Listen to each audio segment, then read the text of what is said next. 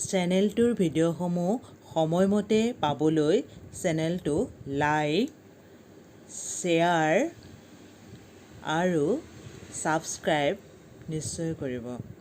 লগতে কাষত থকা বেল আইকনটো টিপি দিব।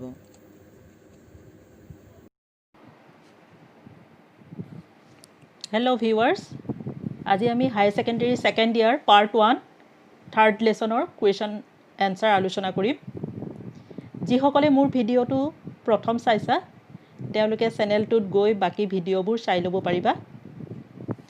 অ'কে, আহাচোন আমি আৰম্ভ কৰোঁ। প্ৰথম প্ৰশ্ন, প্ৰাচীন ভাৰতত প্ৰচলিত বিবাহ পদ্ধতিসমূহ লিখা।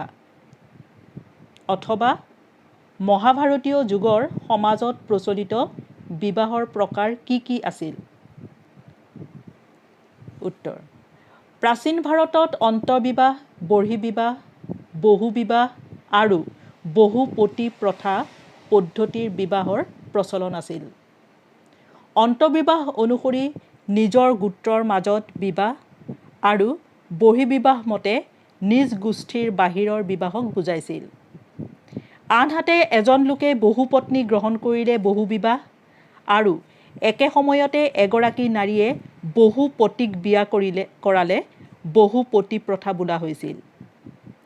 ইয়াৰ উপৰিও মনুস্মৃতিত 8 বিধ বিবাহ পদ্ধতিৰ প্ৰচলনৰ কথা উল্লেখ কৰিছে।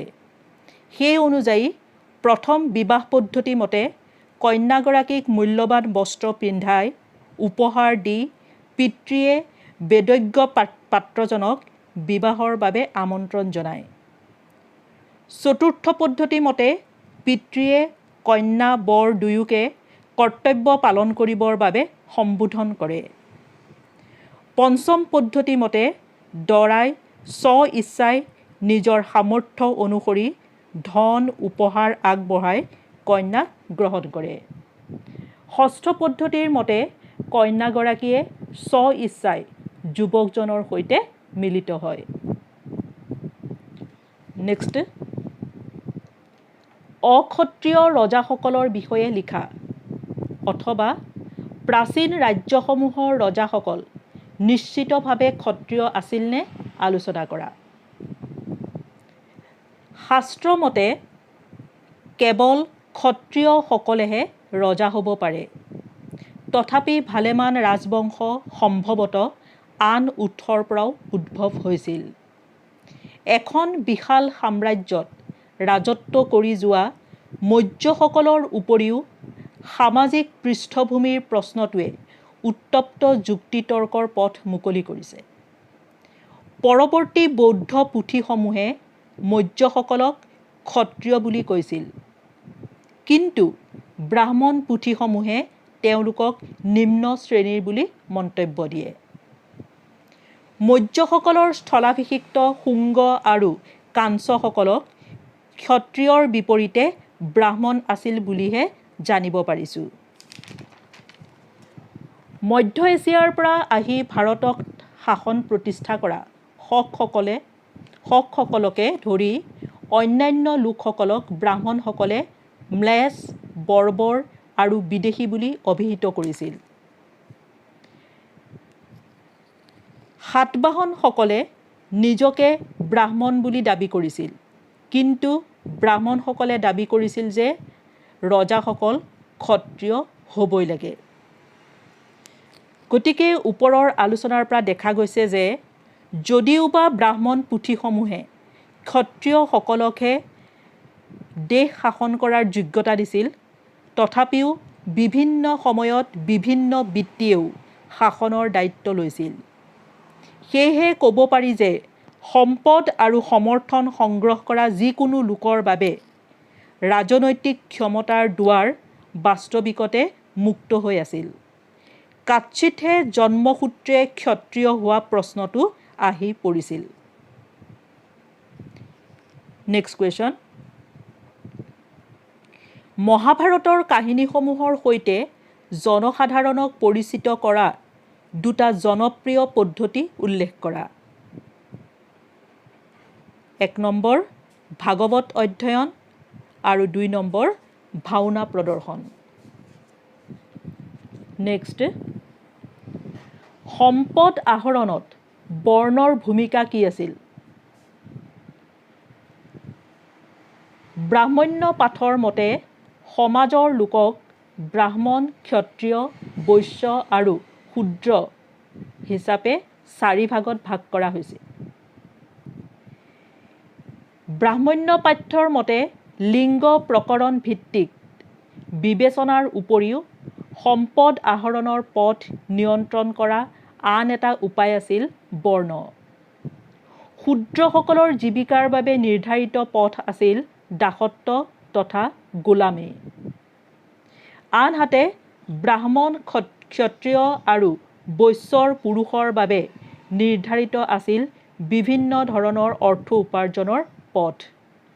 সেই অনুসৰি ব্ৰাহ্মণ আৰু ক্ষত্ৰিয়সকলেই আটাইতকৈ সম্পদশালী বুলি ক'ব লাগিব। অৰ্থাৎ সামাজিক জীৱনৰ বাস্তৱ ক্ষেত্ৰত প্ৰাচীন পাঠ্যসমূহত ব্ৰাহ্মণ আৰু ৰজাসকলৰ বিষয়ে দিয়া বৰ্ণনাৰ মিল দেখা যায়। এই ৰজাসকলক সম্পদশালী আৰু পুৰোহিতসকলক বিত্তশালী বুলি চিহ্নিত হৈছে। তাৰ বিপৰীতে সমাজৰ দৰিদ্ৰসকলৰ বিষয়ে সামান্যভাৱেহে বৰ্ণনা পোৱা গৈছে। গতিকে সম্পদ আহৰণত বৰ্ণৰ যথেষ্ট ভূমিকা আছিল। নেক্সট কুৱেশ্যন, প্ৰাচীন সমাজত লিংগ বৈষম্য কিমান গুৰুত্বপূৰ্ণ আছিল? ধৰ্মসূত্ৰ আৰু ধৰ্মশাস্ত্ৰই সম্পত্তিৰ মালিকীস্বত্ব প্ৰশ্নটো উত্থাপন কৰিছিল। মনুস্মৃতিৰ বিধান মতে পিতৃ-মাতৃৰ পিছত সা সম্পত্তি পুত্ৰসকলৰ মাজত সমানে ভাগ হয় যদিও তেওঁলোকৰ জ্যেষ্ঠতমজনৰ ভাগৰ পৰিমাণ হয় অধিক। 7টা উপায়েৰে এজন পুৰুষে সম্পত্তি আহৰণ কৰিব পাৰে। কিন্তু নাৰীসকলৰ ক্ষেত্ৰত মনুস্মৃতিয়ে উল্লেখ কৰিছে যে তেওঁলোকে সা সম্পত্তিৰ কোনো ভাগ দাবী কৰিব নোৱাৰে। অৱশ্যে বিবাহৰ সময়ত নাৰীয়ে যিবোৰ উপহাৰ লাভ কৰে সেইবোৰ তেওঁ স্ত্ৰীধন হিচাপে নিজৰ লগত ৰাখিব পাৰে। তেওঁৰ মৃত্যু হ'লে স্বামীজনৰ সেই ধনৰ ওপৰত দাবী নথকাৰ বাবে তেওঁৰ সন্তানসকলেহে সেই ভাগ লাভ কৰে। মনুস্মৃতিৰ মতে নাৰীক তেওঁৰ স্বামীৰ বিনা অনুমতিত ব্যক্তিগত মূল্যৱান সামগ্ৰীকে ধৰি পৰিয়ালৰ কোনো ধৰণৰ সম্পত্তি লোকায়িতভাৱে জমা নকৰিবলৈ সতৰ্ক কৰি দিছে। নেক্সট কুৱেশ্যন,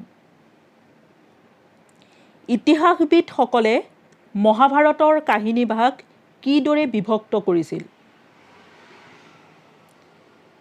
ইতিহাসবিদসকলে বৰ্তমান মহাভাৰতৰ বিষয়বস্তুক অৰ্থাৎ কাহিনীভাগক 2টা শিতানত ভাগ কৰিছে: শিক্ষাপ্ৰদ আৰু বৃত্তান্তমূলক।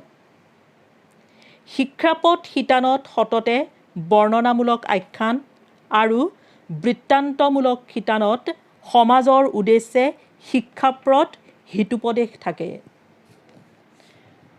মহাভাৰতখন এটা নাটকীয় মৰ্মস্পৰ্শী কাহিনী হিচাপেহে পৰিৱেশন কৰিবলৈ বিচৰা হৈছিল আৰু সম্ভৱতঃ শিক্ষাপ্ৰদ শিতানটো সংযোজিত হৈছিল পৰৱৰ্তী কালতহে। এই মতামতটো বহু ঐতিহাসিকে সমৰ্থন কৰিছে। উল্লেখযোগ্য যে প্ৰাচীন পৰম্পৰাগত সংস্কৃত সাহিত্যত মহাভাৰতক ইতিহাস হিচাপেহে ব্যৱহাৰ কৰা হৈছিল। ইয়াত সঘনে ব্যৱহৃত সংজ্ঞাটো হৈছে এইদৰেই আছিল। সেইকাৰণে অনুবাদসমূহত মহাকাব্যখনক সাধাৰণভাৱে ইতিহাস আখ্যা দিয়া হৈছে। কোনো ইতিহাসবিদে ভাবে যে আত্মীয় স্বজনৰ ভিতৰত সংঘটিত কোনো এটা প্ৰকৃত বিবাদৰ স্মৃতিক বৃত্তান্তমূলক শিতানত সংৰক্ষিত কৰা হৈছে। অৱশ্যে এইটো মানি ল'ব লাগিব যে এই ক্ষেত্ৰতো যুদ্ধখনৰ কোনো সাক্ষ্য প্ৰমাণ নাই। ভিডিঅ'টো কেইবাবাৰো শুনিলে উত্তৰবোৰ ভালদৰে বুজি পাবা বুলি মই আশা কৰিলোঁ। ধন্যবাদ।